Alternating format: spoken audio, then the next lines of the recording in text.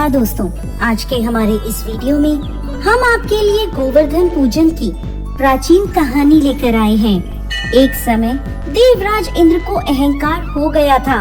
इंद्र के अहंकार को दूर करने के लिए भगवान श्री कृष्ण ने एक लीला रची। एक दिन भगवान श्री कृष्ण ने देखा कि पूरे ब्रज में तरह तरह के पकवान बनाए जा रहे हैं और सभी ब्रजवासी किसी पूजा की तैयारी में जुटे हुए हैं। ये देखकर उन्होंने मैया यशोदा से प्रश्न किया, माता, ये सब किस पूजा की तैयारी कर रहे हैं? मैया यशोदा बोली, लल्ला, हम देवराज इंद्र की पूजा करने के लिए अन्नकूट की तैयारी कर रहे हैं। यह सुन भगवान श्री कृष्ण आगे पूछते हैं, मैया, हम इंद्र की पूजा क्यों करते हैं?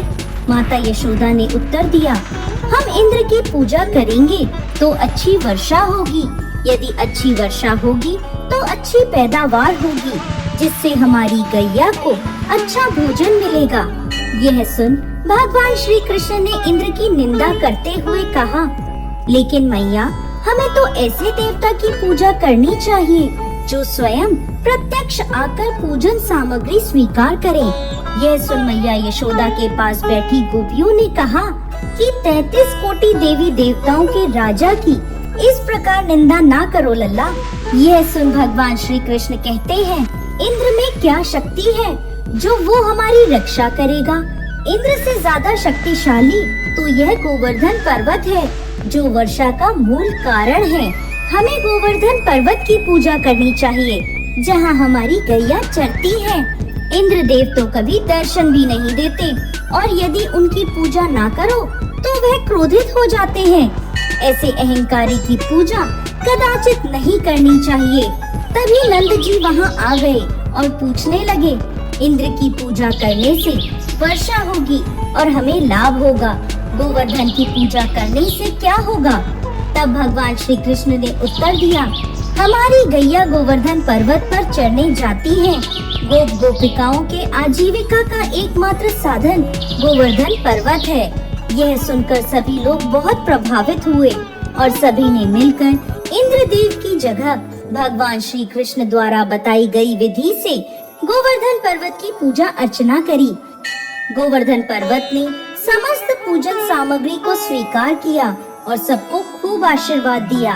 तभी नारद मुनि इंद्र महोत्सव देखने की इच्छा से ब्रज में आए।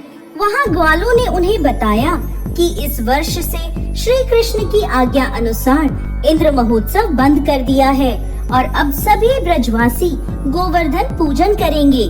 यह सुनते ही नारद मुनि उल्टे पांव इंद्र के दरबार में पहुँचे और बोले, हे देवराज, आप अपने महल में सुख की नींद ले रहे हैं। उधर ब्रज में आपकी पूजा समाप्त करके गोवर्धन पर्वत की पूजा हो रही है।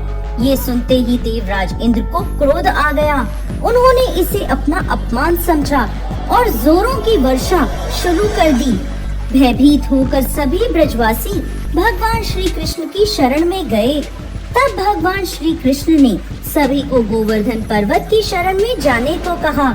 सभी ब्रजवासी अपनी गैया और बछड़ों के साथ गोवर्धन की तराई में पहुँचे। वहाँ भगवान श्री कृष्ण ने गोवर्धन पर्वत को अपनी कनिष्ठ उंगली पर उठा लिया। यह देख इंद्र को और क्रोध आया और उन्होंने मूसलाधार वर्षा शुरू कर दी। भगवान श्री कृष्ण ने सुदर्शन चक्र को आदेश दिया कि वह पर्वत के ऊपर जाकर वर्षा की गति नियंत्रित करे और शेषनाग से कहा कि वह पानी को पर्वत की ओर आने से रोके। इंद्र लगातार 7 दिनों तक मूसलाधार वर्षा करते रहे और सभी ब्रजवासी गोवर्धन पर्वत की छाया में सुख पूर्वक रहे। यह सब देखकर इंद्र को शंका हुई कि उनका मुकाबला करने वाला कोई साधारण मनुष्य नहीं हो सकता।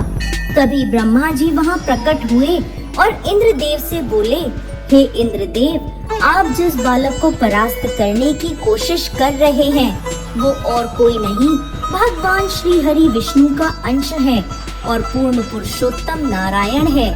यह सुनकर देवराज इंद्र ने भगवान श्री कृष्ण से अपने भूल की क्षमा मांगी।